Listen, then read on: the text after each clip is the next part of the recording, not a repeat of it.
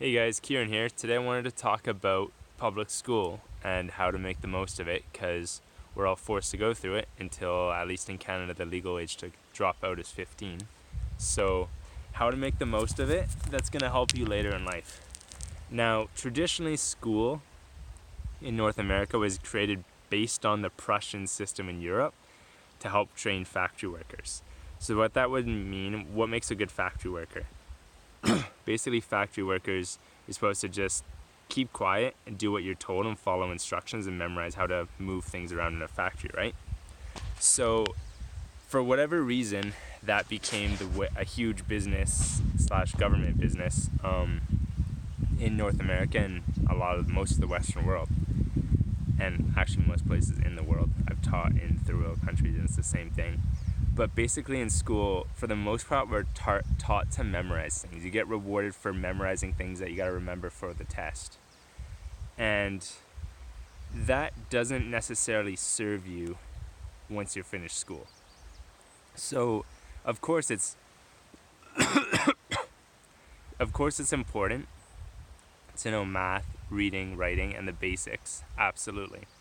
But say, for example, trigonometry. Now, I have a bachelor degree, right, in social work. I went through Math 12, the tough stuff and all that. So I'm not saying is this someone who dropped it. This is someone who's been through, and I've actually taught in public schools as a substitute teacher, as a youth worker, and I worked in a wilderness school for a bit. So, I mean, when you're in school teaching, even as a teacher, you're given a lesson plan that you're basically to regurgitate to your students. There's not a ton of room for your own creativity. So, for example, when you graduate high school, you need to generally cook, unless you live in a major city and you can afford eating at restaurants. So you need to learn how to cook healthy. Now you can take, I think, 1 or 2 electives for home ec, but generally in school you're not going to learn how to cook. Or say, for example, one of the best jobs or most common jobs is sales.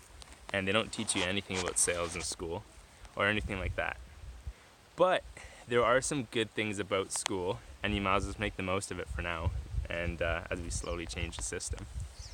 So, like for example, in English class, maybe you're lucky enough to read a book like The Alchemist or Lord of the Flies. Those are really good books with really good lessons.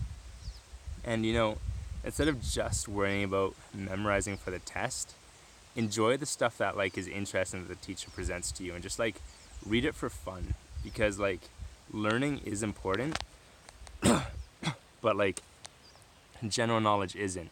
Now you obviously have to memorize enough to pass your exams to get through high school, if that's what you want to do. And I'd probably recommend it just because it's a normal society, and why not? But just also start, take electives that are going to be useful for you when you get out of school. Stuff like woodworking, home ec class, drama, like if you can do some improv. There's after school clubs like business clubs, debate clubs. Learning how to debate, have a logical debate, is an important thing to be able to think through new ideas, so that way you can learn new ways of thinking and how to present an argument. So, yeah, I would just say if you're struggling in school, you're just not liking it, maybe you don't fit in the class, don't worry about it too much, because it's literally it's pretty close to a slave system, right? You're forcing kids to go to school and force feeding them learning. And we're supposed to be a free country where you can't say anyone to anything, anyone can believe anything they want, but they still force you to go to school and teach you and sit there and learn like a factory worker for about 12 years of your life. So make the most of it. Treat your teachers nice. My sister was a teacher, I was a teacher. Generally teachers get in there to help kids, and just make the most of a bad situation, because hey, we're inheriting a place where there's not a lot of natural places like this left, and you're going to need to learn how to work together anyways. So learn it now, but make sure you stay creative and get the skills you can out of school. I'm over here in Kakwa Provincial Park near the Rocky Mountains in northern BC.